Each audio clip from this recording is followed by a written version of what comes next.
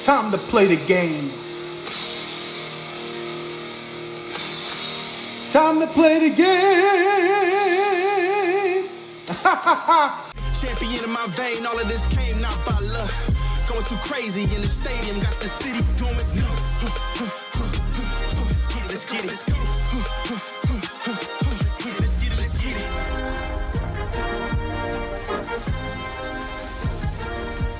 Welcome back to another episode of the Roommate Show presented by Bet365, where the vibes are always immaculate. A Playmaker original. Obviously, we have Mr. Captain Jalen Brunson. We got Matty Ice over here. And then we have today we have one of the greatest pro wrestlers of all time. He classed with ring legends like Dwayne "The Rock" Johnson, Stone Cold Steve Austin, Shawn Michaels, The Undertaker, and John Cena. This 14-time world champion has headlined Wrestlemania on several occasions, captured almost every major WWE championship, the King of the Ring crown, and 2 Royal Rumble victories. Now as WWE Chief Content Creator. Damn, I was doing something. It's a lot. I was doing something. This is probably one of my better intros. I'm reading along with you. It's a lot. This is a good day for it. Yeah, this is a good intro for me. Makes me sound important. I like it. Now as WWE Chief Content Officer, he looks to keep the company at the forefront of all sports entertainment. It's the time to play the game. Introduce today's guest, AKA Triple H. This was one of my better intros, bro. It was. They have 18 points, bro. Well, it's a pretty He's got a lot of important accolades. guest. Yeah, a lot of accolades. Yeah, And yet this thing is still skyrocketing. yeah, exactly. Congratulations. I'm trying to make sure he sounds good. I'm trying to read everything. I'm trying to look at the camera, introduce you guys. There's a lot on my plate to start a podcast. It is. It is. So. How you doing? I'm great, man. How are you? Pleasure to have you. This is a Pleasure to be here. dream come true. Dream come true for me. I've been big fan since I was 8 or 9 years old. And Where'd you grow up? I grew up in everywhere. I grew up in New Jersey. I was born in New Jersey. I lived there for most of my childhood in South Jersey. Went to Virginia for a couple of years. My dad was coaching in Virginia. Went to suburbs of Chicago for high school, and then family relocated back east when I went to college. And yeah, we're back in Jersey. That's cool. So were you watching everywhere you went? You just kind of stayed with WWE? Yeah. Once I got to high school though, high school basketball started. It takes over your whole life. But Did you play the video games? yeah, I did. Me too. I did play video games. It's funny for a certain generation. I feel like the video games are the in, For sure. Yeah. right? You sort of hang out with some kids. Next thing you know, you're playing WWE video games, and then you start watching the show, and then you're hooked, right? That's kind of the end point now. Yeah, that's literally how it started. You play the game. I watched the SummerSlam one time, and then all of a sudden I was hooked. Yeah. Yeah, I was hooked after that. It's like you're playing the game. I forget what the terminology is, but the meter starts to grow. The moment you get to hit the finisher, you press the button. It's the greatest feeling. So, I got a question. How does it feel? I wouldn't say single-handedly because it was 2 of you. But speaking as one of the kids that got in trouble, how does it feel?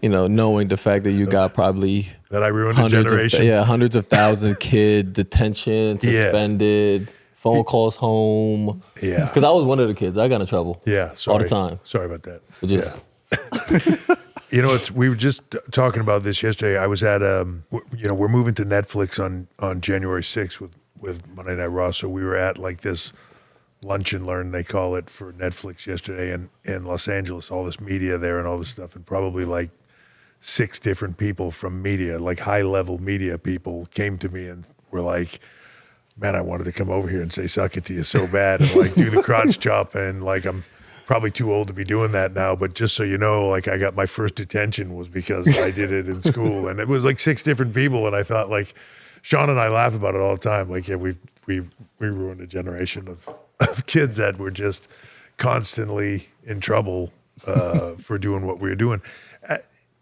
It's funny that you do stuff at the time when the Attitude Era hit, when the DX stuff took off, when that thing hit. You look back at it now and it's crazy and it's so special and all the stuff, but at the time it was just what you were doing. Right. And we were just doing it. We were doing our thing. And, you know, everybody would come up to us. It's sort of in that time, like everybody was saying, like, did you see the game last night? So-and-so scored a touchdown, did the crotch job. Did you see this, you know, the other day, somebody had a three-pointer, did the crotch job, whatever. Like, it was happening so much and it was so crazy. It was hard to digest how impactful it was. Looking at it now, it's insane. But at the time, it just seemed like, well, it's cool, it's catching on. Like, we just went to the next show, you know? That was with no social media, really, at the time, right? Very little. Nothing. Yeah. Like now it would be. Yeah. It felt like at the time, looking back at it now, it felt like at the time, like the Austin shirts. I mean, the DX shirts, and, you know, he's got the original one on over there, but like the DX shirts you saw a lot. Austin shirts were everywhere. Like, everybody had the Stone Cold Steve Austin stuff, but it felt like the mannerisms were us. Like Austin was the focal point of that, but we were like right behind it with the crotch job thing was just, it was everywhere. Like, Eddie Murphy did it in a movie. Like, I mean, it was a crazy how much it took off, you know, but it was a moment in time. And again, like that stuff you say, there was no internet then. It was just water cooler. It was kids talking at school. It was kids talking in college, and it just became the thing, you know? I remember one episode, I don't know if I remember, but I remember seeing it when apparently the network was like coming down on you guys and saying, you guys need to like relax, you guys need to chill. And they gave you like a letter. Yeah. And you guys brought it on TV and read the letter. That was legit. Yeah. So when we very first started doing it, the DX stuff, there was a lot of stuff we would do every week on TV, and Vince would be pissed. Like, we'd come back and he would be not thrilled. Like, what are you guys doing? Like, you can't be doing that, right? All right, we'll stop. Next week we do it again. And it sort of got to a place where he was like, God damn, I'm telling you guys, stop.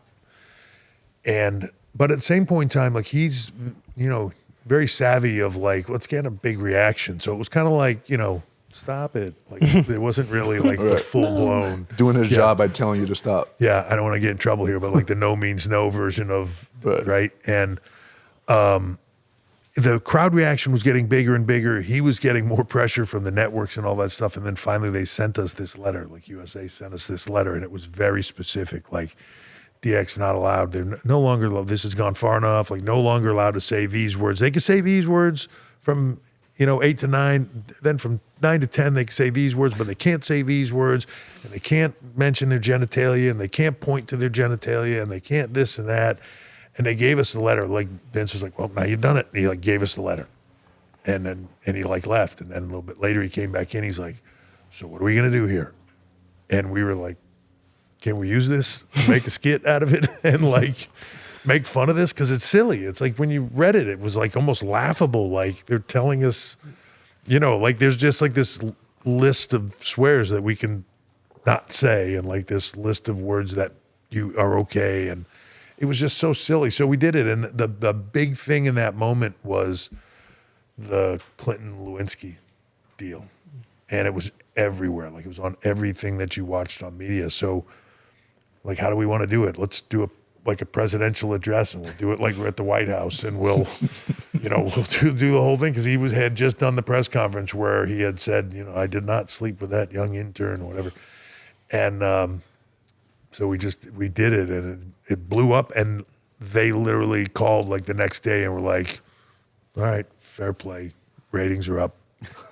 Congratulations. You know what I mean? And that was kind of last we heard about it. They stopped getting on us about it. They stopped criticizing stuff. They stopped telling us what we could and couldn't do. It was like the breaking point where we were either going to tip them over to the other side, or we were just going to get thrown off TV. Because that was at a point where Vince was saying, like, guys, I'm going to have to fire you. Like, if you keep doing it, like, I'm going to have to fire you. And we were just like, all right, well, it's getting a reaction, so I don't think you're going to, you know. That's crazy. That is crazy. I know you guys are about to start a new media rights deal, and obviously you probably spent a lot of time working on that. Now, obviously, the brand is it's so authentic. It's so important that it remains true. Do you feel like you're at the point now where those conversations are past, or are networks still trying to like say this will fly, this won't fly? Like, how have those conversations been? I think the world has slightly changed, and like there's sort of parameters, whether it's movies or TV. There's certain things that they're just very specific now. Look, at the time when we started pushing that envelope for the Attitude Era, the world was different, right? Like, I don't know if you remember a show back then, like Hill Street Blues, I think is the name of the show. And there was like a cop on there. I still remember it. This guy, Dennis Franz, played a cop on there. And there was a scene where, like, he got up and he walked across the room and he was naked from the waist down, like no pants on. They showed his ass or whatever. And this was on like a regular TV show at like 8 p.m. And the world exploded about how ridiculous this was. It was the same time that we were like mooning everybody and like doing all the stuff, right? It was cutting edge, but like it's where the world, everything was doing it, right? So we were cutting edge. Then shows like that started doing it. The Maury Povich shows and Jerry Springer, like everything was getting to a place. Like it was still, the whole like, is this the baby's dad kind of thing where it was scandalous was new, right? It was all shock TV. It was Howard Stern, but on TV. It was shock jock television. So it was there. The world is different now. Like the rules are pretty straightforward. Like, this is what you can do, this is what you can't do. You know what you can do, you know what you can't do. Yeah, I remember I did a movie a few years ago and they were like, the director came to me at one point and he was like, it was like week one. He was like, look, it's a PG movie. It means we get to say the F-bomb one time in the movie. That's the rule, one time. So let's all think about it and figure out where the best place to put that in, where the best comic reaction is. We'll drop that F-bomb in there once, but we only get one, right? Like, and I was thinking like, it's just ridiculous that that's the level of rule. You get one, only one, and then you go with it. So I think we're past it in the sense of the brand is hot enough that we don't need to do that stuff anymore. At that time, we needed it. We were in a war with Ted Turner. Business had not been great, and this was sort of the upswing.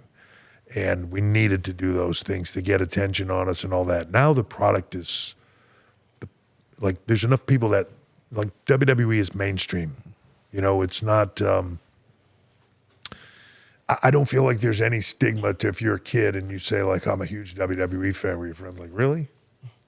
Where I think 30 years ago that was maybe the case. If you grew up before the first WrestleMania, if you grew up before that and you were a big wrestling fan, you were like a closet wrestling fan. Now, I don't see that at all. It's, and to be honest, people like you, when you see the biggest sports stars in the world or biggest celebrities in the world are coming to our events, are a part of it, that are saying like, I love this shit when I was a kid and I'm so into it now. And, people still doing the crotch job, or people, doing John Cena's stuff, or I'll see a football game, somebody score a touchdown and do Roman's roar. Like it's still right in the front of that sort of sports.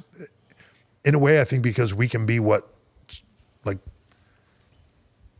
we can do the things that if you're a regular sport athlete, like an NFL player, NBA player, like it's kind of looked down on if you guys do too much of that stuff, right? Like that's the stuff in our business that gets you over, like, and that's the stuff that makes you a big star.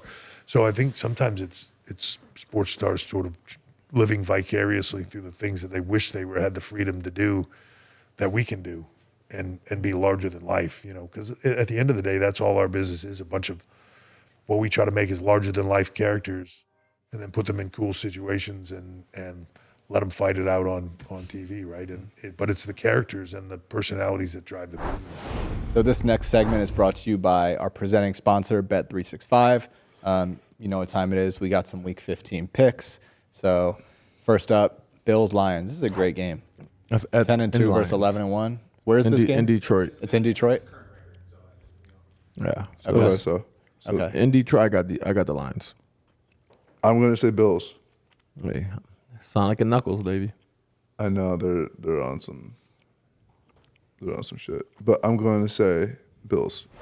Cool. Okay. And then, I mean, I know your answer to this, but we have another really good matchup. We got the Steelers and Eagles. So, do I need to ask? For those listening on Spotify, Jalen is flying like a bird. Josh? I'm a hater, so I'm going Steelers. Okay. I went to college in Pittsburgh, so That's I'll in Philly, I'll go with though. you. I think the Eagles are going to win, but You like them at the link? Yeah, Okay. I do. We got Commanders at Saints.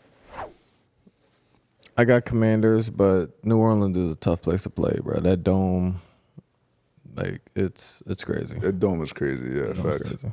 So Yeah. they're I'm gonna down. They're down a lot of players, but I'm gonna say Commanders. I'm not a hater. I said I think y'all would win. I know. I'm just saying, like, it's the Giants and the Cowboys for me that I'm just like, no. Okay. Valid. We got another good NFC matchup. Packers is at Seahawks.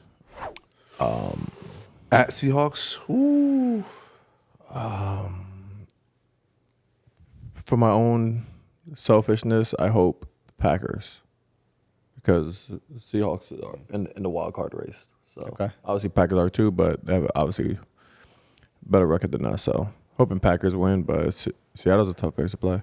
I'm gonna say Packers too, just because if the Commanders do get in via wild card and we have to play them at some point, I know we'll be all right. So I'm gonna say Packers. Marshawn's will be back. It ain't sweet. It ain't sweet. Whatever the moment, it's never ordinary at Bet365. With the Bet365 early payout offer, you're a winner if your team goes up by 17 points with an instant payout on straight bets and parlay selections marked as winners. Download the app and see why it's never ordinary at Bet365. Gambling problem? Call or text 1-800-GAMBLER. Arizona, Colorado, Indiana, Kentucky, Louisiana, North Carolina, New Jersey, Ohio, Pennsylvania, and Virginia. Or 1-800-BETS-OFF in Iowa. 21 and over only, 18 and over in Kentucky. Must be present in Arizona, Colorado, Iowa, Indiana, Kentucky, and select parishes in Louisiana, North Carolina, New Jersey, Ohio, Pennsylvania, and Virginia. Terms and conditions apply. Yo, y'all know what time it is. It's game time. NFL playoffs are getting close, NBA is in full swing, and there's no better place to get tickets than Gametime. They make getting tickets fast and easy. Josh, why don't we hit up a Commanders game again? Gametime has a new feature, Gametime Picks, that makes getting tickets for your favorite live events even easier. Gametime Picks filters out the fluff to show you only incredible deals on great seats, so you don't have to waste time searching through thousands of tickets. We were just looking through the Gametime app, browsing seats on Gametime Picks to watch some Jaden Daniels, and wow, these deals are great. You know where to find me come playoff time. We know where to find you during playoff time with the Commanders. You know where to find me. Go Eagles. Easy, brother, easy. You know what could be the perfect gift for the holiday season? NBA Christmas tickets. What better way to spend Christmas than to watch us or your favorite team ball out? I can't think of a better holiday. That's true. Concert tickets are also the perfect gift. Or Super Bowl tickets. Go Birds. Save time with Gametime Picks as it selects the deal for you without having to waste any time digging around. What I like about the Gametime app, aside from the new Gametime Picks feature, is the all-in pricing, so there's no surprise fees at checkout. Take the guesswork out of buying tickets with Gametime. Just download the Gametime app, create an account, and use code ROOMIES for $20 off your first purchase. Terms apply. Again, create an account and redeem code ROOMIES for $20 off. Download Gametime today. Remember what time did I say it was? It's still game time, baby. I was gonna ask, how do you know like you have like a good character? Like, how do you know when you see somebody come in, you're like, all right, this guy is gonna be like the next one? Like, how do you see talent? So it's funny. Nick Khan is president of WWE, and we run the business together. And Nick has this saying that the next one never looks like the last one. Right? If you break it down in any sport, like they're always looking for the next one that is very similar to what happened before. So in the 80s, Hulk Hogan, right? The next one after that sort of got to that level, Bret Hart, was nothing like Hulk Hogan was, right? Hulk Hogan was larger than life, this giant sort of human being, just loud, boisterous, right? Say your prayers, take your vitamins, like Hulkamania, the whole thing. Bret was like the dude next door, just like an incredible technician. But the personality was like regular guy compared to Hulk Hogan. Then after that, it moves to the Attitude Era, and it's Stone Cold Steve Austin, which is, right? So there's always a different thing. So sometimes when you get caught up in looking for it, there were moments after Hogan where they were looking for the next Hogan, and they were looking at Barry Windham, and they were looking at all these guys that looked just like Hogan, but it didn't resonate the same way, right? It was copying sort of. So in our world, it's hard. Sometimes there are people that you think, "Ooh, this guy's going to be a big star." And it doesn't, it might be a big star, but he's not the game changer of the industry,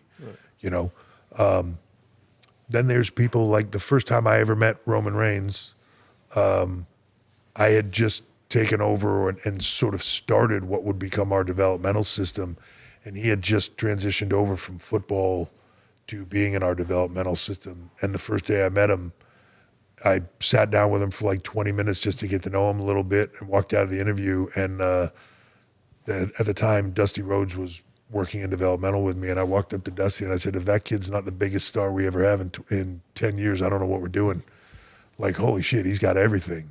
He just, when he walked in the room, you couldn't help but look at him and go like, who's that? You know what I mean? Like, he's had an innate X factor charisma. Sometimes that happens. Sometimes it's the guy that you don't see, you just don't see it in him, and you think, he's good, he's athletic, he's this, he's that, but it's really the character stuff. So sometimes it clicks, sometimes it doesn't. It's there's no science to it, but it's a feel. And the great thing for us is we have, wherever we go, and you've been there in the arenas, right? Like when you have 10, 15,000 people, when it's working, Yeah. Do you feel like obviously you're in a fortunate position where you get to still be so close to the business from behind the scenes. Yeah. Has it scratched that itch for you? Yeah, it's why, I was sort of at a point in my career a few years ago, like I had a health issue with my heart, which is all good now. But when it happened, I was kind of already at a place in my career where, ironically, they'd come to me to wrestle that year at Wrestlemania. Like, hey, I need you. It's two nights. It's Dallas. Like, I need you to wrestle. And I had told Vince, like, I don't want to do it. And he was like, no, come on, I need you to do it. You tell me who you want to work with. It can be anybody. I don't care. It can be anybody. You tell me who you want to work with. We'll make the story. It'll be great. And I was like, let me think about it, but I'm not really into doing it. I was kind of at peace with, I should be at the end. I was getting old. Didn't feel like I could deliver the way that I wanted to deliver. And also for me, I was so busy on all the other stuff behind the scenes that it was like, trying to have a 24-hour day job, and then also on the side of that, like, I got to train twice a day. I got to think about this match. It was just too much. I didn't want to do it. So when my health thing hit and, I knew, okay, like I can never do this again, it didn't really bother me that much because I was already on the other side of it. And I'm so deep into the stuff with our talent and creating the product that for me, be the difference between, do you have kids at all? 4-month-old. Oh, congrats, man. That's awesome. That's awesome. But so, And a 29-year-old. a 29-year-old. Yeah. Wow, all right. It's a good distance. Yeah. Good distance. I'm the 29. Congrats. Yeah. Everybody's got a kid like that hangs with them. Yep. Yeah. Yep. That you really feel like you're the adult. We bring the fun. Yeah. Oh, you do. He's the adult. Yeah. For me, it's sort of like if you were to fast forward 20 years and you're coaching your kid and you're watching them win championships and playing games and just be this ultra successful. That's what it's like for me now. Like, my career was great. I really enjoyed it. I loved every second of it. I wouldn't change a minute of it. Loved every bit of it that I did. But I don't know that I almost don't enjoy what I do now more. It's like watching my kids, because you're so invested in these kids. And then when you see like somebody come up out of our developmental system and then succeed on Raw, or they get their first shot at WrestleMania and they're, I don't know. It's just, it's a different feeling, but it's just as gratifying, if not more so, When you're in your prime, or you work with these guys, what is like the training like? I'm so curious to see like, how do y'all get after it? It's a lot. So we have a performance center in Orlando, Florida. And we have once NIL hit with colleges, we could really change how we recruited. So we recruit a lot out of college, straight out. We have an NIL program. We have kids that aren't in NIL that are just coming through. So they're all, whatever level, D1, D2, D3, whatever level college athletes for the most part. And we have about 100 to 120 at any given time in Orlando training. And that's the talent that ends up in NXT first and then eventually comes up the line. And so probably 80 to 90%, like 90% of our roster now existing came through that performance center and that system. But, you know, we have like 7 rings in there, strength and conditioning, just like any college level D1 program would have.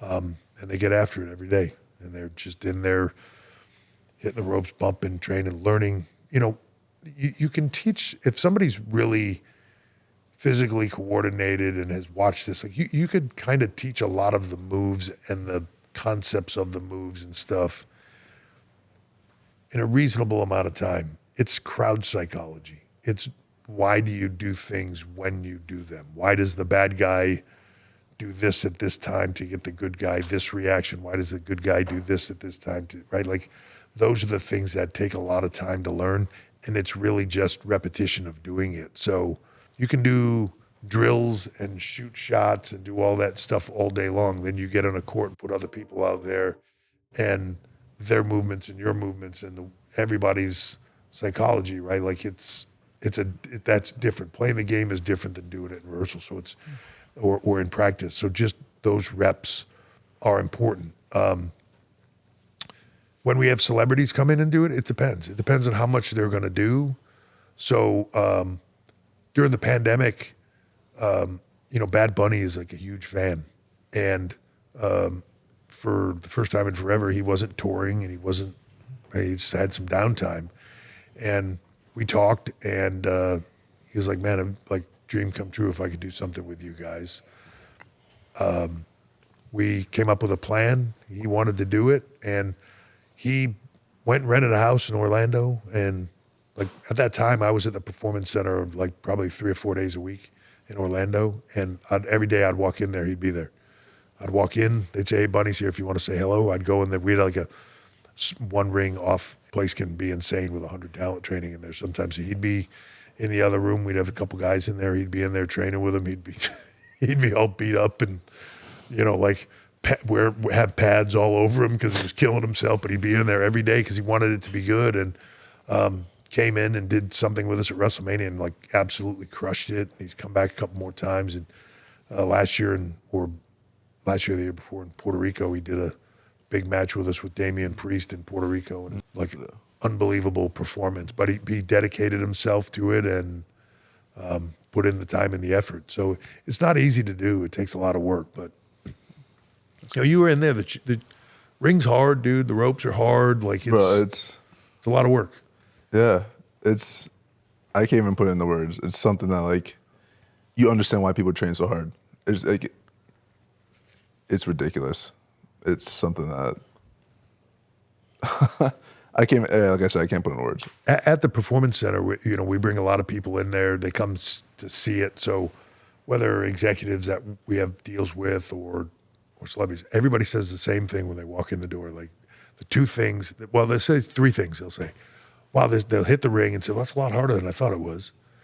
Then they'll feel the stairs that you go up to get into the ring that like we'll pick up and hit each other with and stuff. And they hit the stairs and they're like, oh shit, these things are hard and like real steel. Like, you know, like people always say like, I thought they were like aluminum foil or something like, you know, which is ridiculous, but you feel like it's not, but you know, they probably weigh 75 pounds or something like that, the top end, and they're heavy and they're hard and they hurt when they hit. And then the other thing they'll say as soon as they get in the ring is they'll try to go like they're going to hit the ropes once, and they'll immediately be like, oh my God, those things are hard. Like they think they're like bungee cords, you know, that just kind of like you hit the spring and it shoots you back into the middle of the ring. And it's not, it's, you know, our ring is just 4 posts and there's a rope. It's like literally just a rope that connects, that goes all the way around to all 4 posts. And then that's what holds the ring together, right? So it's just a tight rope, 3 of them. And they're like, this sounds silly, but they're covered with duct tape. Like, you know what I mean? It sounds ridiculous, but like duct tape is tacky and it has some stick to it, right? So they're not slick. And So it's the best thing to cover them with. So it's just ropes covered with duct tape. So when you hit them, it's like, like people that come to train with us the first times, they'll hit the ropes 2 or 3 times, and the next day they'll come in and their ribs are like black and blue, and their hip is black and blue, and they're like, Jesus, like the ropes killed me. And you get used to it. Your body builds up a callus to it, and you don't notice it anymore. But like, it's a lot harder than, the physicality part of it is a lot harder than This segment is brought to you by Macy's Mode of One, where the style is simple yet bold. In business and in wrestling, fortune favors the bold. What are 3 bold moves, risks, or gambles that you took as a performer or an executive that's paid off for you in a big way? Oh, wow, yeah. It definitely does. If you're just going to be a person in our business, no different than anything else that just sits back and waits for the opportunity to drop in your lap, it ain't going to happen, So, at a moment in time when it's a famous story in our business of a moment in time called the Montreal Screw Job, where they flipped the finish of a match on Bret Hart. But there was a moment when we were all on the phone together, and Vince had come to us and said, Bret's he's not re-signing, and he won't drop the title to Sean. And Survivor Series was booked. We were maybe a week out or something like that. It was close. And the conversation was basically, here's what he's willing to do, and it's going to kill business. And there was just a silence, and, nobody knew what to say. And I was the one, I was probably the least important person on the totem pole at that time, but I was like, I got to say it. And I was like, fuck that. Like, if he won't do business, do it for him. And that started a conversation that led to the Montreal Screw Job. So that's kind of like a bold move. I guess that paid off. The other would be a certain point in time where right in the middle of the Attitude Era, the guy that was writing the shows with Vince McMahon left and took his team with him and signed with WCW right in the middle of the Monday Night Wars. So Vince was left to write the shows by himself, which is a really difficult task. I was still young, but I knew creatively Vince and I got along, and I knew creatively we kind of worked well together. And I debated doing it, but I went to him before we left TV that day, and I said, hey, I'm going home for a few days. I got a couple of days off. Can't be easy to write these shows on your own with nobody to bounce information off of. I'm home if you need it. And I know you probably won't call, but I just wanted to say that to you. And I left. This is way before Stephanie. This is he's just my boss. And after I left, I remember driving in the car thinking to myself, what an idiot, saying that to him. He was probably like, this kid thinks he can help me? Like, what a moron, you know what I mean? And I was like, fuck, I should have said that. Anyway, I went home. Next day, my phone rang. He's like, hey, Vince. And I was like, oh, how's it going? I halfway thought he was going to be like, what are you thinking, telling me he'll help me or whatever? And he was like, writing TV, you got a couple of minutes? And I was like, yeah. And we started talking creative on the phone, and then that led to him down the line saying, hey, why don't you start coming to production meetings? And, I wasn't getting paid to do it. I wasn't anything else. I would have to get there 4 hours earlier than everybody else. And I was like, all right, I like that side of the business. So a decision like that of just taking that gamble, I'm kind of sitting here today, as the chief content officer running the creative because I made that. I made that offer. If I hadn't, I don't know. I suppose maybe over time we would have had a creative relationship, but that sort of started our creative relationship at a time when he needed it, and I was fascinated by it, and we started working together, and it just kept going from there. You don't have to be a pro to make bold moves with Macy's Mode of One. Check out all the pieces you can rock this holiday season. Yo, Josh, now that it's December and we're on the go between holidays and the in-season tournament, I can't get enough of my Mode of One sweater. I love the versatility, I love the swag it has, plus it's fresh and it's comfortable enough to bring on the road with us for our games. And with holiday season here, Mode of One is all about blending elevated everyday essentials with bolder styles that I can rock around those holiday parties. Check out the Moda One brand at Macy's in-store and online today. Moda One has me covered for every mode I'm in. Whether I'm seeing friends or on the road around the holidays, I got that Moda One. We recently rocked the Moda One in our games a few weeks back. Got me feeling good walking through the tunnel. It's no coincidence I wore that Moda One to the game, and we got the dub. I was in my mode walking through that tunnel locked in. As a professional athlete, the right fit and feel is everything. What I wear has a huge impact on keeping me focused and ready. Moda One is a brand designed for those who view style as a reflection of their individuality. I love the distinct vibes, and you can find it exclusively at Macy's. Check it out and let me know what you guys think. How has the rise of social media and us now being in a social first era, how has that changed how you build the product? Whether it's talent, creative, etc. So I think the biggest challenge and the biggest benefit to it is it's 24/7. As a product, we almost never really go off the air because there's always somebody talking about what you do. People are smart enough in today's world because of the internet. Like, they know what our business is and they know how it works, right? You don't, every now and then you'll still get somebody going, is that real? You know what I mean? Like, but you really don't. Like, people know what it is.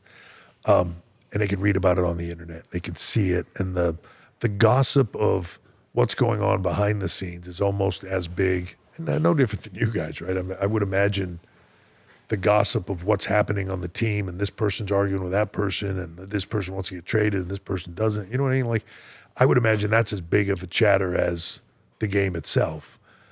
It's the same in our business. Everybody almost kind of has like a few different lives as a performer. You have the in-ring storyline that you're doing. You have the kind of politics of backstage and what they believe is going on, which they have created this unbelievable world in their minds of the political game that happens backstage. And then they have their real lives of like, oh, this guy's a dad. He's got 2 kids. He's got a wife. His wife does this. Like, and they're fascinated by all 3 components of that. So they talk about us a lot. It sort of helps the business is constantly being talked about.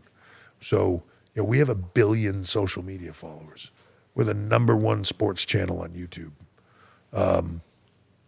We are, Chris, what number are we now on social for like YouTube for overall channel? Top 10 in the world. Top 10 in the world. So like the stuff that beats us is like Bollywood channels. You know what I mean?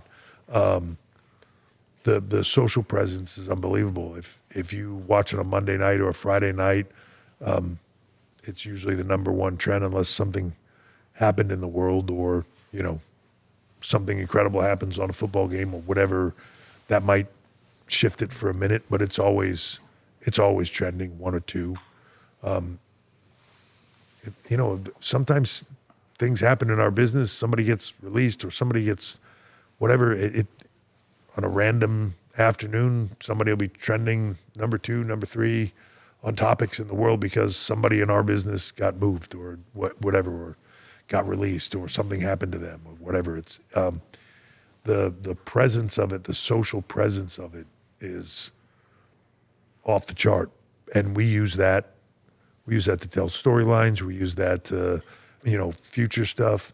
When we did our developmental system and we first started NXT, you know, I had no budget to do it with. And I used to just I drove all our ticket sales off my social media. Just, I would say, we're going on sale at the Barclays Center, you know, whatever time. I would sort of push it off my social media accounts. That's where it would all start. And it helped blow up the brand. You know, it's the presence of what we have and multiplied by all the people out there that are fans of it it's second to none. I have a question. What is your personal favorite WrestleMania entrance that you've done? And then you can say one that you've seen. Yeah. So I did one. I'm terrible with dates, times, and locations. Like it all blurs to me. But I did one where I sort of came out with a red cape and a gold, like the Bones mask, Skull King mask. With I had. It's funny. Actually, they were still in developmental at the time, and they weren't stars. And I was asked 3 of the girls that were 3 or 4 of the girls that were in developmental at the time that would become huge stars, like Charlotte Flair and Alexa Bliss and stuff. To hey, would you guys be in the entrance. We wanted to create like one of those old Frazetta paintings of me sitting on this throne with a mask and all this shit, and the girls and the warrior girls with the bikinis on next to me and all that stuff, and they would take my armor off before I would go to the ring, right? So we recreated that and gave them the opportunity to be on that stage at WrestleMania before they ever became like huge stars. So it's one of my favorite because it had a lot of, it was cool as shit, first of all, but then also it just the getting them involved in it and all that stuff was pretty cool. One of my other favorites was, two others. One, I tagged with my wife against Rhonda and Kurt, and we rode big trikes with a big motorcycle gang around us to the ring. That was pretty cool. That was cool because my wife was with me also. And then I did one at, I don't know what WrestleMania was, but we were in at Levi Stadium. I did it like a Terminator. So I had my Skull King mask on, but the stuff was all morphed to look like a Terminator, and it was sponsored by like whatever Terminator movie they were making at the time, and Arnold was cool. Just like Arnold did the voiceover for it and all that stuff. So it was like, That's dope. if you can get Arnold to do your voiceover, everything is cool, you know. That's dope. As far as other people favorite, probably my other the favorites would just be anything with Taker. Yeah. You know, I always felt like he had the, you know, he just had, so the character was so cool. Just anything he did with the dark and the moon and the lightning and I mean, it's the coolest shit of all time. The one where he's coming up out of the stage, and I think he was wrestling me, I think. But he's coming up out of the stage, and there's a big glow behind him, and all the arms are trying to reach him like they're trying to pull him back into hell. Like, it was just badass. You can't beat Taker's entrances. I feel like he had a really good one this past one. The WrestleMania. His came out of nowhere, surprised us all. I did not. Yeah. I did When the not, lights went off and he was there behind Rock. Did not think he was going to be there. I was like, someone's coming up. I don't know who. Yeah. That was. It took us forever for me to get him to do that thing. Like, it was a lot of that stuff comes together in the tail end, like how you're putting all that stuff together. And when I first called him for it, he was like, "Oh, I don't know. I don't think I want to do it." And you know, I'm like, dude, like 80,000 people are going to go absolutely insane. Crazy. You know, like. Anyways, it just took us a bit to. Rock had to call him. Everybody had to call him to get him to finally acquiesce to doing it. You know. He when he retired, he sort of wanted, like, I'm done. You know what I mean? Yeah. He doesn't ever want to put even then at that thing, he didn't come out with a hat and the jacket. He just wanted the hat and the jacket are retired. Right. I'll come out as me, but I'm not coming out as the Undertaker. You know what I mean? Like, he just wanted it to be over. Yeah. Sounds like someone I know. Oh, for sure. Once I'm done, I'm done. Y'all might not see me again. I might go live in a small city in like Europe. That's not going to happen. It's a dream. How will you survive without him? I don't know. I'll figure out. Live off the land. Try to figure it out. I do have a question because obviously a lot of the people that watch, you know, the pod are basketball fans. So for us, our process is like high school, college. Some starting to do G League now. Then NBA, then sometimes, younger dudes go from NBA back to G League to get reps. You talk about like the developmental side of WWE. Like, talk about that for the people that don't see, like, the NXT and those kind of things. So there's a couple of ways I think that talent end up in our business now. There's people like that did it sort of how I did it, which was kind of the only way to do it back then. So it wasn't like a choice. But at some point in time, you see this in your life, you watch WWE for the first time, you see it, you think like, my God, that's the coolest thing ever. You become this massive fan, and as you get older, you're just like, I got to do that. Like, I have to want to try to do it, and you go get. At the time when I did it, it was hard to find anybody that would train you or anything, right? So I was lucky enough that I did, and got trained to do it, and it took off quickly for me. But there's a lot of schools out there now, and guys will try to find a school and start getting trained, and then they'll start to try to work little independent shows here and there. But it's really difficult road to try to figure out. It's not an easy process, and even just finding somebody that's really good to train you. So we just started a program called WWE ID that we sort of identify schools that are actually training people properly and kind of do a good job with it. And we're putting a stamp on them, like sort of like a good housekeeping, like this is a good place to go train. And then for the talent that are out there that are trying, that, you know, they didn't go through college, they didn't have that opportunity or whatever, but they're pretty good at this. We keep an eye on everybody that's out there, and we identify the top, like say 25 in the country. And then we subsidize them. We give them some money. We give them our coaching, you know, so as they're going out there and doing shows, they send us the videos. We analyze them. We give them coaching. We give them, you know, help them along the way. Part of the deal with, as we're subsidizing them financially, is for them to get themselves to more shows so they can get more repetitions in their career and advance. And then, you know, if the timing is right, we either shift them into our performance center at some point to continue their training, you know, or if they're not getting it, we move away. Or if they're ready, then they might move into NXT at that point in time. The other avenue of doing it is the college route, which is where we do probably a larger percentage of our recruiting from. And that's, you know, it's kids that they might think about this as a career before, but for a lot of them, they were fans, they watched, but they played football. And we've had guys come in that played basketball in college. We've had guys, we get a lot of track and field, especially with the women. But even for guys, like we've got some really great athletes that were like hammer throwers or shot putters that are like big dudes.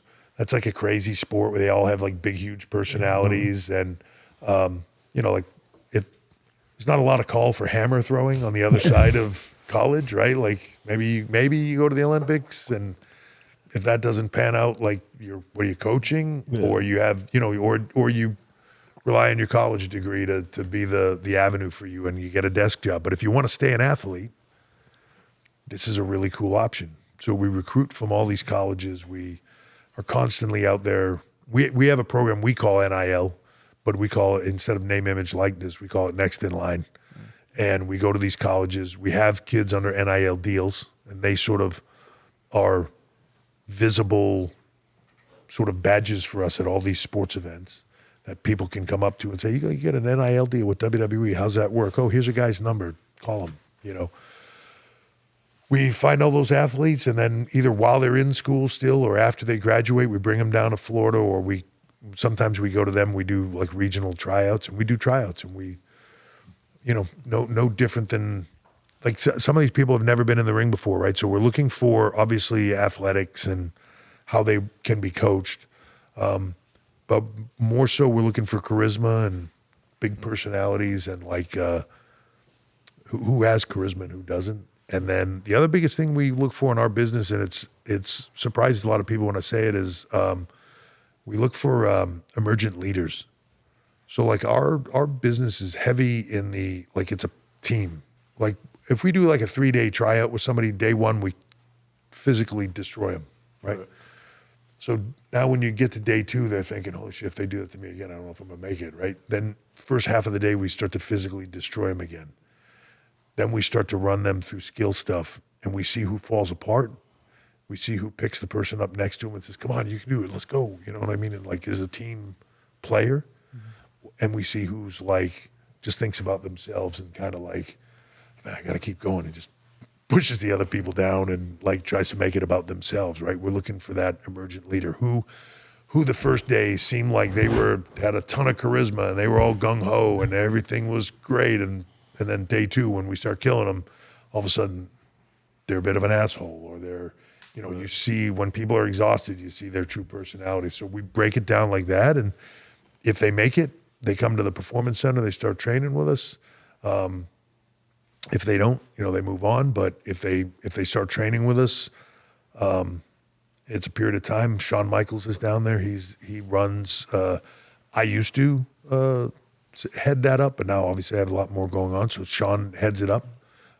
Shawn runs everything soup to nuts about our developmental system, and you know, those guys are down there training people, and he's making decisions who's working, who's not, who's making it, who's not.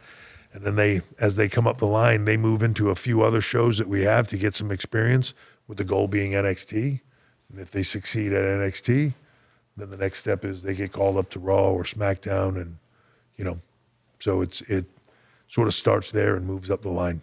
I hope they have to get a sweet chin music before they leave the training facility. If they screw up, they do. Yeah. Sean's a lot older and a lot mellower in some instances, but every now and then there's that old Shawn Michaels still in there, and he can chew people out. And he can be. Sean's amazing at seeing talent and finding talent, and then getting. And I'm sure you guys know it's a good coach can get you places that you never thought you could go, right? A good coach can really get you to perform. Once you're at a high level professionally, like, there's still that teamwork there, and you kind of do your thing. But especially in your early formative years, like, a good coach can make you succeed or make you fail. He's a really good coach. He and Matt Bloom, who was back the Attitude Era, was like A-Train or Prince Albert, depending on the time you watched, and he's a really good coach as well, and just mentoring people to get the most out of them and for them to understand what this business is about and get to another level. This MVP segment is sponsored by Tommy John, the MVP of my underwear drawer. You've been the common denominator in some very iconic WWE stables. If you were put on the spot, could you give us your MVP for these three? DX, Evolution, The Authority. So I would say, for me on DX, I would say Sean, though there's a part of me that would say China. Mm-hmm. Like, Sean, only because at that time when we first started it and Sean was heavy in DX with me, I was learning so much from him on a day-to-day basis about the business, right? Right. But China was kind of like the glue that held that together. If you look at that crew that's on there, and Billy Gunn is not on there, but if you look at that crew, I'm like the guy that doesn't drink or do any other stuff. Like, so I'm easy to deal with. Sean is a mess. Road Dogg is a mess. X-Pac is a mess. Billy is a mess. Mm. Like, the glue that sort of held that all together was China, because she sort of kept everybody in line. Like, there's only so much shit I can tell them and can control them before they're like, F off and we get in a fight about it, right? Mm-hmm. Nobody's going to give her a hard time. Right. So whatever she says goes. So she's kind of the glue there. Evolution, I'll say the MVP in Evolution is Batista. And that might surprise people, but like, the truth is, Rick was established, I was established. Randy sort of established him coming out of the group. But as we were forming the group, and Rick and I are the ones that put that together solely. Like, we're the ones that picked Randy and we're the ones that picked Dave. A lot of people had kind of written Dave off as he's never going to make it. Mm. And Rick and I were adamant about putting him in the group. And as we started to do the group, everybody kept saying, Randy's the breakout, Randy's the breakout, Randy's the breakout. And I kept saying, you guys are wrong, it's going to be Dave. It's going to be Dave. Mm-hmm. Like, he was a sponge, he got it. He might not have known at that time, but the level of what he put into it and how hard he worked at and all that stuff, for me, he was the MVP there. The Authority, I'll say Seth, only because we did the most with him. Roman and Dean were kind of the shield, but the real, when Seth turned on Roman and came with us as the Authority deal, it sort of sealed his career, but it also made Roman at the same time. So I'll say Seth on that one. Head to TommyJohn.com/roomies so you too can lock in the MVP of your underwear. Oh, it's holiday season. You know what that means? It's Tommy John giveaway season. Are you representing? You know it, brother. I got my Tommy John Second Skin underwear, and I never felt better. They're supportive, and they don't ride up. What's your favorite part? My favorite thing about Tommy John's is the comfort and the perfect fit. It's no coincidence you've been given all these triple doubles. I see you feeling good, confident, rocking your Tommy John's. I even love the little holiday plaid design these ones have. They are the perfect gift and stocking stuffer for the season. Family, friends, teammates, you name it. There's something for everyone. With over 20 million pairs sold and thousands of 5-star reviews, giving Tommy John is a holiday tradition. I think we gotta get some for Kat though, and Kale. Do we? Maybe we do. Maybe we don't. Maybe. Well, We'll see about it, so we can make sure they're feeling as good as us. Maybe even Tibbs. Ooh, definitely need some. Tibbs needs some. Yeah. We'll hook them with some good Tommy Johns. It feels great to give Tommy John, knowing you're upgrading their lives. They are a gift that lasts. Shop TommyJohn.com/roomies right now for the holidays and get 30% off site-wide. Save 30% off site-wide at TommyJohn.com/roomies. TommyJohn.com/roomies. What can you tell us about Killer Kowalski's wrestling school? When we started the Performance Center, which I said is like a D1, it's like a D1 level facility, right? Like professional sports training facility. When we opened it up as 12 years ago or whatever now, somebody asked me that day at the grand opening, like, what would Kowalski say? And I'd say, he'd tell me I'm making a bunch of pussies. You know? Sounds like Coach Wright. Yeah, fact. Yeah. It's, you know, the world is different now, and generations, you have to speak to them differently and you have to train them differently. There weren't a lot of options when I was coming up, and you know, finally found, I got Kowalski's number. I called him, went to his school, and, you know, there was a bunch of people training in there, but they were all sort of smaller guys. He was older, and at that point, he was just taking their money. Like, if you want to train, I'll train you. And, you know, he'd work with people. But I was a bit bigger, and I think he saw something in me, so he took a liking to me. But along the way, you're training in one ring. It was a boxing ring, so it had no, like, our ring is hard, but it has give, right? You see it when people take a big thing, it bounces a little bit, right? It's got some give to it.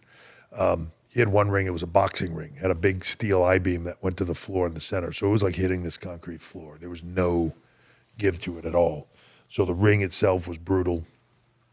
It was in an old warehouse that he split with a martial arts, like a guy that taught karate or whatever. So there's some mats on the floor where they did the karate stuff. The ring, it had like barely any heat in the winter, no AC in the summer. And, you know, like in the Performance Center now, if you screw something up, like, you know, somebody calls you over and they're like, all right, listen, here's what you did wrong. We want to try to get this, like, you know, it's explained to you. When I was training with Kowalski, if you were in the ring and you did something wrong, he'd call you over, and he used to keep a plastic bag like that you'd get at the grocery store with phone books in it. And you guys are fairly young, so I'll explain what a phone book is to you. Like, you know, big, thick phone books, right, with all the numbers in it. He'd have like 2 or 3 phone books in these like 3 or 4 plastic bags, and he would tie a knot at the top, and he would just sit it next to him. He'd call you over like, come here. And then when you got over, he'd grab the phone books and just swing it and hit you in the head with it as fucking hard as he could and knock the shit out of you, and then like tell you what you did wrong and don't ever fucking do that again. And you'd like, if you were still conscious, you'd go back to the ring and start training. Still conscious. Yeah. You know, stuff like that. When you learn to do what we do a lot, you hit your elbows a lot, and you end up with these big swollen elbows. Your bursa sac blows up, and it's painful. And everybody gets them when they start, right? And now with us, it's like medical talks to you. If we have to, we'll drain them, but it's like, you know, and you can't get in the ring until they're cleared up, so you don't have the problems and stuff. He would just tell you, just take your hand and put it behind your head like this, and now pull your elbow in, and you pull it as tight. He would either hit you in the elbow with the phone book, or he would push you into a brick wall to smash the bursa sac and bust it inside, and it would drain inside your arm. And it was like being shot with a bolt of lightning when it would, you know, when your elbow would hit, right? Because like obviously very painful. And he wouldn't care. He'd just walk away, right? Like, he didn't care at all. Like it just is a different world back then, you know? So That's crazy. I at the time, like, I don't know, as a kid, like, I thought the business was supposed to be that hard, and I thought, like, it was supposed to be like that. I don't know. It just, for me, it worked, and it was, like, I loved it. I loved the fact that it was almost borderline abusive in how you learned how to do things. I don't know. It just way clicked for me. And, like, I don't know, maybe I was just afraid of him, too, so I just, like, you didn't fuck up much. You know what I mean? You kind of had to do things right, and you learned very quickly. It wouldn't work at all today, at all. But this is the way it was. You know? We've talked obviously a lot on this episode, but one of the things that the WWE does so well is they build that universe, they build those characters, they build that narrative. So going back to your career, can you walk us through what it was like to go from Paul to Triple H? Like, what is that process of coming up with the pedigree, the walk-in music? Like, how is all of that constructed? It sort of morphs over time, right? So some of it's planned. Now there's a system also, right? Like, so when we're making a talent, we have like a whole creative, like 1,000 people or whatever at the company, right? We have a whole creative department that I'm like, here's what we're thinking for this guy. Here's his personality. Here's what we're thinking character-wise. They're designing a look, and we have a team that makes music. So we're looking at the style of what they're going to represent, and then we're trying to create something around that. That's how we do it now. Then it really, like, there really was no system, right? Like, before I came to WWE, I was in WCW, right? Sort of right before the Monday Night Wars happened, I was in WCW. Then Hogan went there. Then I moved over to WWE, WWF at the time, and then right when my stuff was hitting, sort of Monday Night Wars happened.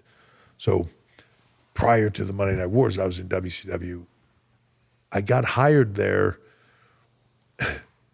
Kowalsky had given me a name. He wanted me to be called the Terrorizer. And he's like an old guy. Then was it terrorizing? Yes. Yeah. So, but here's how that happened. So he said, we were supposed to do this show. It's the first match I was ever going to have. He said, I'm gonna book you on that show. I was like, great. He said, I'm gonna call you the Terrorizer. And I was like, oh, really? Like this? Like, just, I get it in like the 50s and the 60s, like the Crusher and the Bruiser. Like, those are cool names. Like, there was 90s, like a Terrorizer wasn't cool. And I was like, as you could understand with the phone book story, like, you didn't argue with him much, right? So I was like, oh man, like, Walter, I'm not real big on that name. And he was like, well, goddammit, what do you want for a name? I said, well, can I just have a name, like a first name and a last name? And he took a magic marker, because he had written it down on like a poster board, and he took a magic marker and drew a line between the words Terra and Riser, and just took a magic marker and drew a line between the words. He said, now you have two names, Terra, Riser. And I was like, great. And they made the posters for the thing, and they screwed it up and wrote Terra Rising, and that became my wrestling name. Fast forward to I get hired by WCW, which is at the time second largest promotion. Like, WWE is one, they're two. I get hired by them. They bring me in. I have a tryout. They call it a dark match at one of their TV tapings. Before I leave town, they hire me. I get home. They tell me. I said, well. Asked them about the match that I did dark. They said, no, that's not going to air on TV. We're going to get you some creative. We'll come up with a new name and all that stuff. Great. I get home that Saturday night. Like, I'm on TV as the Terrorizing, and I'm like, holy shit. And this is how bad business was at the time. I called the office up the next day, and I was like, hey, I wasn't supposed to be on TV. And they, I'm going to get repackaged, and what happened? And they were like, don't worry about it. Nobody watches those shows anyways. Which I was like, well, that's comforting. At least, like, no one cares, so don't worry about it. So then they gave me a new gimmick. They liked my real last name, Levesque, right? They were all down south. They thought that name sounded incredibly unique. So they wanted to make me a French aristocrat. Like, they were like, your name's going to be John Paul Levesque, you're French. And I was like, I got to, as actually Ric Flair tells me this, right? At the time he was booking. And I said, and Mr. Flair, I said, I don't want to be difficult on this, but I said, I don't speak French or anything like that. So me being French is kind of an odd thing for me. And he was like, you don't speak French? I said, no, it's just my last name. And he was like, all right, well, it doesn't matter. Go in the other room and cut promos on this kid, Alex Wright, and do it with a French accent. And I was like, holy shit. So I went in the other room, did like the worst Inspector Clouseau accent of all time, came out, and I said, so what is the character? Like, what? And he was like, that's for you to figure out. Go get yourself some gear and look like a French guy. See you next week. And that was the process, right? Came here they morphed that character. Vince liked the character that I had come up with there to some degree, but he didn't like it being French. He was like, I can never turn you into a good guy if you're French. So Triple H is Hunter Hearst Helmsley. That became my name here when I came in, and I was like an American blue blood. I was like a rib on his neighbors, rich people that he didn't like. So I was like an American snob kind of thing. As the Attitude Era came in, we were all on Vince about like, the business has got to change. You can't have these like goofy characters, Doink the Clown, and why can't we just be wrestlers instead of firemen or cops or like a clown? So they made the offer. Like Vince was like, understood this Attitude Era was going to happen. He said, we can change your name. I said, I've got a year and a half or 2 years or whatever it was invested in the name. Everybody backstage called me Triple H. So we just said, let's just go with a nickname. We'll lose Hunter Hearst Helmsley. Call me Triple H. We went with that. And then from there, it was just like, what do I want to be? So I switched to trunks. I switched to what I saw myself as a wrestler. Grew a beard, wet my hair. The water spit thing was just evolution of when I first won the title, I would hold the title up in the air and I would spit water at fans, like ringside. They'd be throwing stuff and yelling at you. I would stand up, put the title up, and spit water at them as an FU, right? And we were also doing the crotch chop and all the other stuff too. That was sort of a thing that myself and Sean did. And then it just morphed into what it was over time and became a moment that, when I would do it, people would react to. So we changed it and did the lighting. And it just, over time, things become what they become. The crotch chop was us just being bad guys and like we weren't allowed to flip people off. We weren't allowed to do that. So we were just like, there you go. and it just, man, they reacted every time we did it, and then it became our thing, Nice. I know you did it in Philly with Joel, but you got to come to the Garden and do it one time. I'll do it with you all day long. Well, you with him. I'm the role model. Yeah. So Yeah. you can do it. I'm the Joel. fun one. He's the Yeah. fun one. I'm the fun one. It's funny when I did it with Joel, like he was so excited. I was kind of a surprise for him. They brought me in. They told me he's going to have a guest bell ringer. I was, man, you do That's cry Josh. a lot. That's Josh's son. Yeah. That's my son. You hungry or you want a nap? You need a nap? What's going on? Agua. Yeah, when I did it with Joel, so no one told me don't go on the court. And we went to do it. He's like, let's just do the crotch chop. Just follow me. And he like ran straight out of the court. I ran out of the court. We were doing all this shit. When I came back, they were like, why did you go on the court? And I'm like, He said, was I follow not me. supposed to go on the court? And they were like, no, you can't go on the court. Like I don't know, it was like a shoot thing, right? Or something like that. I don't know. They were all upset about it. He didn't care. He was like, don't worry about it. It was great. It went viral, so it was fun. Yeah, it was good. It was fun. Yeah. But it's fun. Like, man, I love doing whatever you guys need to do, and you guys are always welcome to come do what we do, man. Always. Have some Perfect. fun. That'd be fun. It's official. The holidays are around the corner. That means lights, gifts, get-togethers, and a lot of basketball games to watch. Nothing like some holiday parties with basketball games playing on TV. I got my desserts I'm bringing to holiday parties, water to keep me hydrated, some gum, and most importantly, while in crowded areas gathering together, I got my Mando deodorant. Fans sometimes get stressed and sweaty watching you both, especially during those close games. So you got to keep the Mando on you. If fans get sweaty while gathering at holiday parties or getting sweaty watching our games, imagine me playing. Mando is mandatory. Mando is clinically proven 72-hour odor control, so it's the perfect thing for long days at the game or while you're at holiday parties.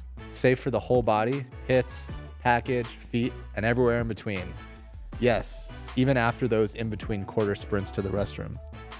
And stops the odor before it starts.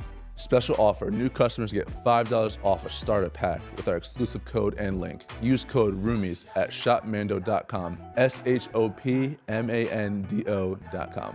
Mando starter pack is perfect for new customers or to secure some last-minute stocking stuffers.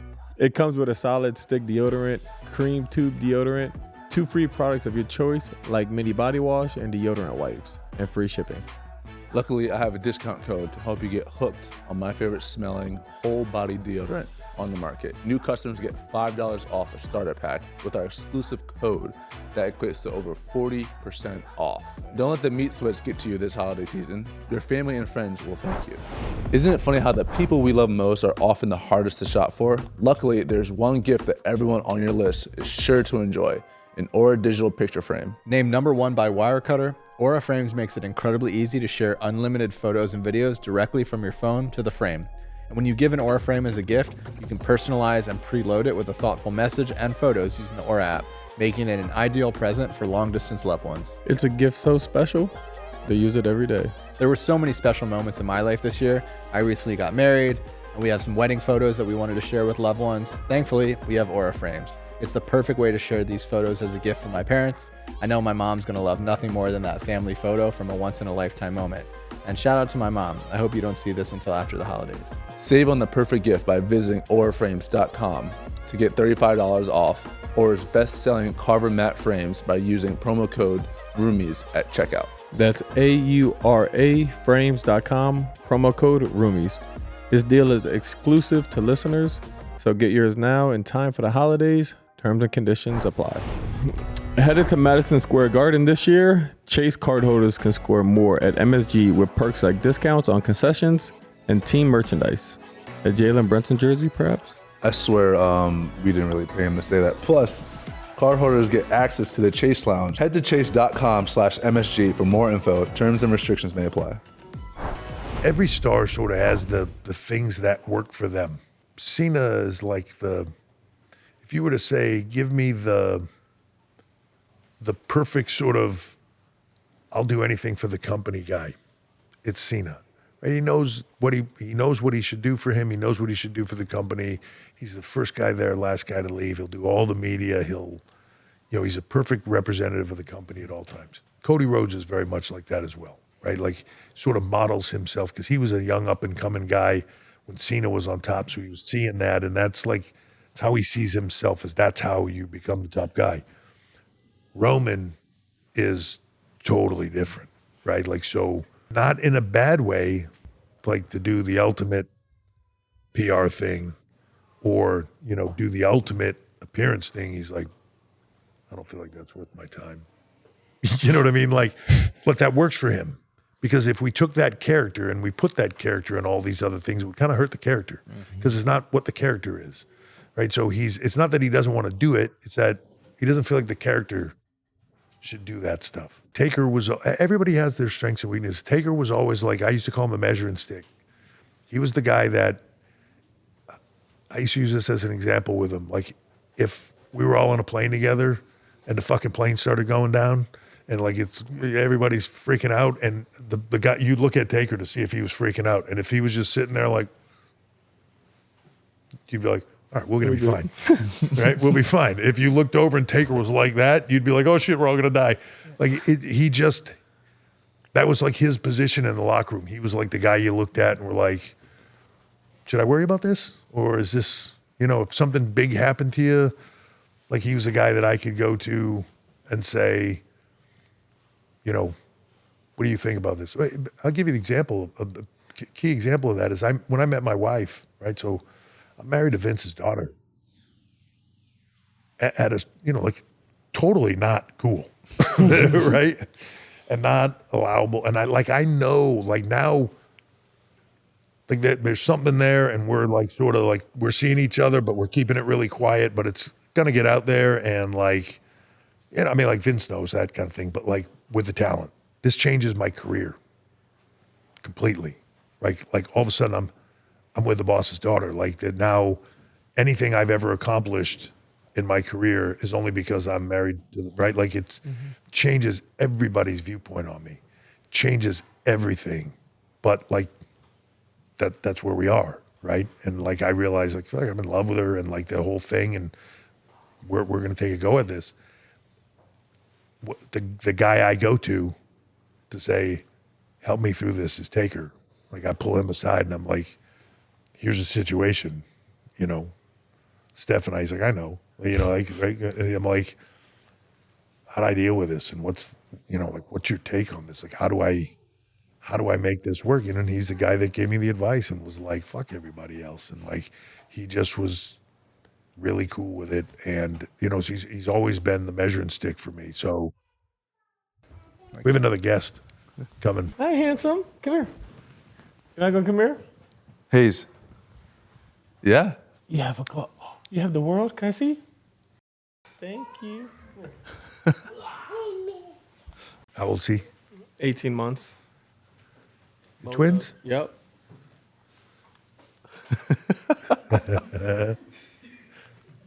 What's up, buddy? You guys want to say hi to Triple H? Hi. Say hi. Hi, Paul. Hello. Can you say Paul? Very nice. They're beautiful, man. Congratulations. Thank you. Before we go into Picture Me Scrolling, I walked into that room. Your son looked me in my eye and said, Dad, Dad. I said, no. No.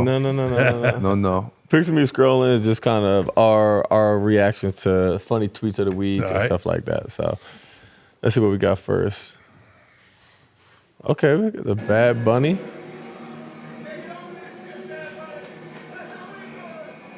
That's actually one of the first times I realized how big of a WWE star, He was. Yeah, I obviously knew who he was and his music and all that stuff, and saw that clip and was like, wow, dude, he's a big WWE fan, and that's what started us talking to him. She was hot. She is angry because he spit all over the She's floor. like, what are you doing? Bro, you're not starting lineup. That'd be kind of hard. Yeah, you're right. I should do it. Yeah. Probably won't, but I should try it. So at what age did you start growing? You do realize when I find out who you are, I'm gonna kill you. Yeah, but you won't find out. Jordan, listen, I need you to hang up right away. Bernie? Is that you? Paul? You should do it on the phone. So that's how you got my number. Jordan, I'm gonna kill you. What are we gonna eat? 'Cause I am starving. Hello, Jordan. It's time to play the game. Oh. That was such a fun show to do. He was a fun guy. Bernie was a fun guy, man. We had a lot of fun doing that. Had to be dope. Well, did you do any other shows? Over the years, so like when stuff started getting hot in the 90s, if you watched WWE at the time, there was a show, Pacific Blue. It was like a cop show. They were like, when you say the premise is sort of funny, they were like beach cops on bicycles. Like, it really wasn't that cool. But I did that show. I did Drew Carey's show, Bernie Mac, bunch of stuff like that.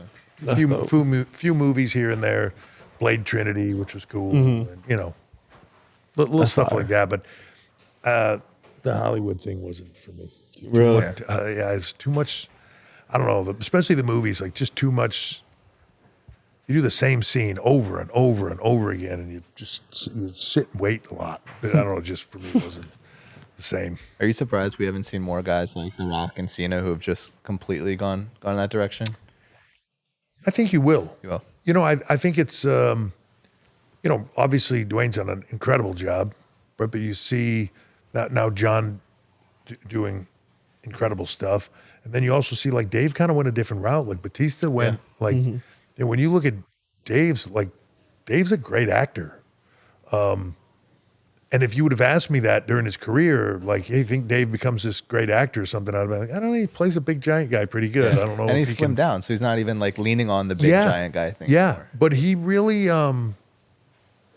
he's the kind of guy that like, it's funny, he got done in his wrestling career. I didn't even know this until like about a year or two ago, but like he went broke. Like, because he just dedicated himself to Hollywood. He was just going to audition after audition after audition after audition. He was living off the money he'd made wrestling, and he had made a lot of bad investments. And he at some point was broke. He was living on somebody's couch, and then Guardians hit, and then he started getting other roles, and it took off for him. He's done an incredible job. Happy for him, but he went the difficult route of doing it, like not just, hey, I'm going to be the action guy, and that's going to be what I do. But I think now that you've seen that sort of. It takes a while before I think people get to the place where they're not seeing the wrestler right? Like wrestling is accepted now. So if somebody goes and they do a movie or a TV film, it's so accepted that they're not like, oh, what's this wrestler doing in my movie? Like, you know, now they sort of can fit in and people are more accepting of it. So I think over the years, I do think you'll see some of that. I think, you know, guys like Roman Reigns, and I think some of our women too, you know, Rhea Ripley or people like that could, especially with the action movie, like the superhero movie genre, like, I don't know, if Rhea Ripley's not a superhero, I'm not sure who is. You know? And then you see like Bianca Belair and Montez have their Hulu show. Yeah. Bianca Belair's another, like, again, Bianca Belair, Jade Cargill, if they're not superheroes, like, what is, right? Like, I think all that stuff, and I think people are fascinated with the life, so their behind-the-scenes show, you know, over the years, the Bellas show, Miz's show, all those are interesting options for people, and WWE is a much more open place now. If there's a project out there that's good for you and it's good for WWE, go do it. Just raises everybody's profile, right.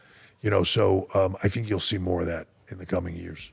You know something is special when there's only ever been 10 in the entire world. The Red Diamond Award, 100 million subscribers to our YouTube channel.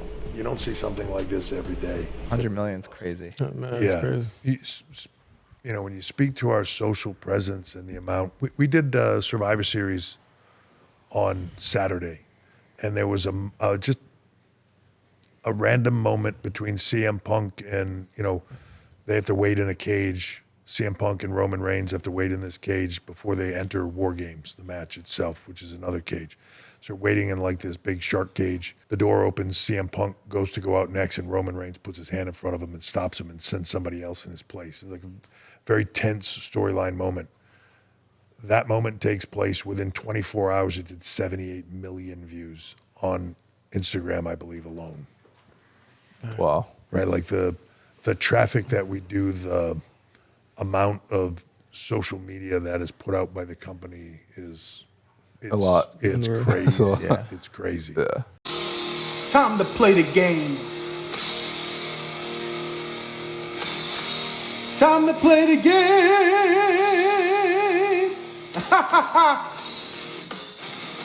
It's less intimidating when he does it, but it's pretty good.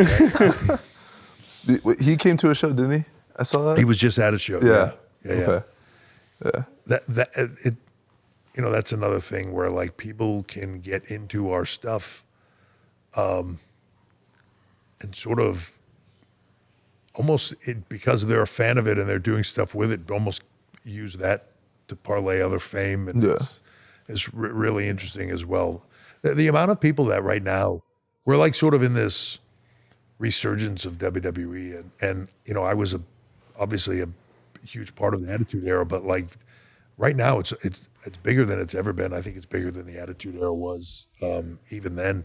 It's amazing the amount of people like on a weekly basis that we get to do cool stuff with, like when you came out, or you know, Tyrese came out, or you know, I was just a week ago with Travis Scott making an announcement for him doing some stuff with us. We just did some stuff with Jelly Roll, you know, Bad Bunny doing stuff with us. It's just crazy the amount of like people as we go out there. Vanessa Hudgens was at a show the other night, and like I got a celebrity list a mile long for people that want to do something for WrestleMania in April in Vegas at Allegiant Stadium, and you know, we just don't have the real estate to do it with them. So we'll pick the biggest ones and the ones that make sense storyline wise for us, and we'll do it with them. But it's incredible the amount of people that just want to be involved. So whoever's idea was to do Jalen and Tyrese in the Garden was, I mean, it made a lot of sense. it was so cool. The timing was perfect. What a moment like, too when you two squared like off. he's a perfect Garden villain. Yeah, it is exactly. Yeah, when you two squared off, it was great. Were you actually upset with me when I got into the ring?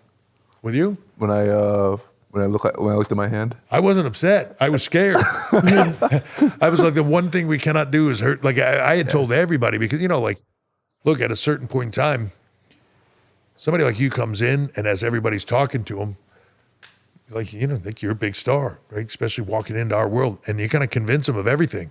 It's my job to make sure no one gets hurt or anything else. So I am like, I don't care what he says. Like, he is not to do stuff with his hand Like, we got to be careful. If anybody, no, it was Tyrese's hand, right? It was my hand. It was your hand. My hand. Did he have something wrong too, or something? He had the knuckles in his hand. He had the knuckles in his hand. That's right. But you came in and you slid in and you pushed off on your hand. And when you, like, I came up out of my seat, I was like, oh my God. And you got up and you did that. And you looked at your hand. I was like, oh my God. Like, So that was No, because honestly, it was, like, I didn't think I was going to do that. I like looked, it was the first time I really used my hand, like since pre-breaking it. And I looked at it. I was like, oh, I guess it's all right. It wasn't like, I heard it. Like, no, I was like, oh, it's all right. But we practiced like him getting in the ring. Here's how you get in the ring without using that hand. Here's how the chair works, like without using that other hand. Like, so we had practiced it. And when he got in, like adrenaline takes over and he like slid in. And in my mind, I'm like, that's what I'm looking at is his hand, right? As he's sliding in. And when I saw him push off and then immediately like, I was like, oh, we will never do anything with the NBA again. Like we're doomed, you know? Oh.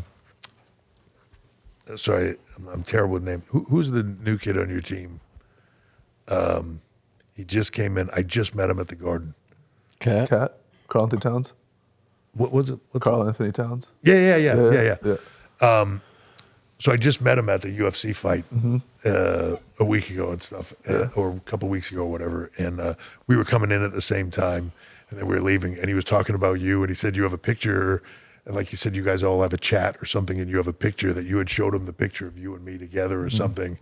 And then he wanted to take a picture so he could show it to you. And it just made me laugh, like how much your world is like our world, because that would be something that our talent would be like, this idiot shows me this picture of you with whoever, and so can I get one? Because I got to stick it back in his face. The whole thing just made me laugh. I was thinking like, it's like, just everybody's just the same everywhere we go. You know what I mean? It's like you guys are just this like traveling family busting each other's balls and like moving along. It's great. That's I love exactly who we are. Yeah. And Beat spent a lot of money on doing it. I'm about to say he's gotten a couple of pretty hefty. There you go. That's Jean Paul. Phenomenal. Jean Paul's on the right for sure. Yeah, for sure. So like, look, you got to understand this is the '90s. Everybody had a mullet, right? And I'm trying to grow my hair out, so it's horrible. Get that. That is my version of the, hey, you got to be a French aristocrat. And they didn't tell me anything to do, so that is me. How can I make people hate me the most? And that seems to do it right there. Blade. Vampire. Trinity. It's a crazy experience. So it's 2004. It's Snipes. It's Ryan Reynolds. It's Jessica Biel. It's like the movie is so star-studded now when you look back at it. Right, like, was just a crazy thing. I was supposed to be there for like a week or 2 weeks or something like that, and they ended up liking what I did and wrote me into the rest of the movie. And so I would do 2 weeks on that set in Vancouver, and then I would go 2 weeks on the road, and then I would go 2 weeks back to Vancouver, and then I would do 2 weeks on the road. I did it for 6 months to make that film. It was a lot of fun. That's dope. So while we pull this up, does one of you want to set the stage of like what was happening in the game, the series? Well, so they're playing Phoenix, and they basically sweep them. They sweep them 4-0. And this is, I think this is game 3. It's not even game 4 yet. So, and this man's at half court just smiling, just. I gotta love that. He had to have got fined. Yeah, fine for sure. Yeah, for sure. Well, I would imagine they would have to, right? You got to be some consistency. If they're doing it to MB, they got to do it with him, and right? there's no mistaking it because he's doing it like 8 times. In a row. Yeah. It wasn't like his hand slipped or something. We whenever we do an episode, we'll post on social media who's coming on, and then fans will come on and ask a bunch of questions. So, this is a really good one, I think. You got it, Matt. Okay. Orthros Graphics. If you could book a dream WrestleMania with superstars in their prime from any era, what would that look like? 3 to 5 match card. Oh, wow. 3 to 5 matches would be a lot to put together, but like... Call it 3. Yeah, I mean, a Hogan in his prime versus like a Stone Cold Steve Austin in his prime, I think would have been pretty cool. I don't know how it would have actually been because the styles were so different, but I think that would have been pretty special. It's not really fully separate I guess it is to some degree, but like in their primes, Andre versus Undertaker is pretty amazing. This might stretch a little bit of the stuff you just, but just because I kind of see the business a little different, like a prime Bruno Sammartino, who was so massive at the time, 60s, 70s, like TV was big, but like he's probably one of the most famous people on the planet at that time, and was, I can't remember, he's like something like 200 sellouts at Madison Square Garden, which is like saying you had 200 pay-per-views that broke box office records now. You know what I mean? So if you said prime Bruno Sammartino versus Cena, just because I think the crowd reactions and the way they would have worked would have been something special. That's three. If five, I'm going to have to start digging them. Yeah. Those are pretty cool. I can't pronounce them. M.O. Diffley? Diffley? I can't read. Yeah. Diffley? M.O. Diffley? Whatever. What current NBA players would make the best WWE stars? Yeah, Ant's got to be up there. Joel, for sure. Yeah, for- Yeah, I was Joel, going to for say sure. Joel just because I think obviously everybody's a big dude, but like sort of big dude that gets how to be a big dude and like has the personality to go with it. I think that would be a big one. I don't know, who do you, like, if you guys were to pick, because you know personalities better than I do. Dylan Brooks. Dylan Brooks. Dylan Brooks. Oh, yeah. He's a good villain. villain. Like Yeah. he's He an would, amazing he villain. would thrive in that role. Yeah. He doesn't care what people think. He would thrive in that role. Yeah. Zion. Zion? Just pure size and athleticism, I think. Like, I'm not saying he has the best personality, but he would do things out there at 270, whatever, that like you shouldn't be able to do. What's the kid from Atlanta? New Orleans. No, what's the kid from Trae Atlanta? Young? Small dude? Yeah. Yeah, Trae Trae Young. Young. Yeah, sorry, Trae Young. Yeah. Just because of he was playing when I went and did the stuff with Joel, like he was playing, and like he seemed like an irritant to everybody. Like I remember Steph and I were there together, and we were sitting, and I was like, everything he did, like on the way back, he was just sticking up somebody's ass on the team, right? Like I just felt like, man, he's an irritant. good. Yeah. I feel like Jimmy Butler would. I feel like Jimmy can be like a CM Punk. He's going to do what he wants. Yeah. That's the thing. That's truly the personalities that make it or break it, for all of it, right? Yeah. Everybody's probably got in some manner a skill set that we could work off of, but the personalities, which is where you guys should know it better than anybody else. Like I don't even know if you would see some of that stuff on TV much more so. Like when you're playing them, like I want to slap that guy. Yeah. You know what I mean? Like I feel like people see our personalities just in the media. Like we don't. that's what I mean. It's manufactured a little bit, right? But when you're on the court and you're in close quarters and somebody's, like, look, I'm a different era, right? I grew up in New Hampshire in the Larry Bird era, right? I had to me, Larry Bird was like this unbelievable basketball player, but I was a kid watching him. I just thought he just seemed like the nice guy basketball player. Yeah, like, when now what I know now, he's like the most prolific shit talker in the history of the NBA, right? Like fighting people and doing all this stuff, and you just think like, wow, this wasn't what I saw at all. So I think that's where it gets to be different. When you're in the tight quarters, banging around together, I'm sure there's a different take on everybody from what the media sees. For sure. Steven Adams. Ooh, Steven yeah. Adams would be a great one. Yeah. So, Triple H, first off, we appreciate you coming on. This is a It's a dope thrill episode. for me to be here, man. Thank you guys very much. Appreciate it. And everybody, we appreciate you guys. Good Lord, for tuning in. Make sure you guys tune in every Thursday for new episodes. And much love. So this next segment is brought to you by our new exclusive content platform, Fanfix. You guys are going to get early access on drops, merch, tickets. Obviously, we did the roommates block party, more stuff like that. It's going to be fun. And you'll be able to chat directly with us. It's a cool feature that Fanfix has, so you can reach out, subscribe, hit us up, hear from us directly. Want to hear from the biggest fans. Tap in with Fanfix today.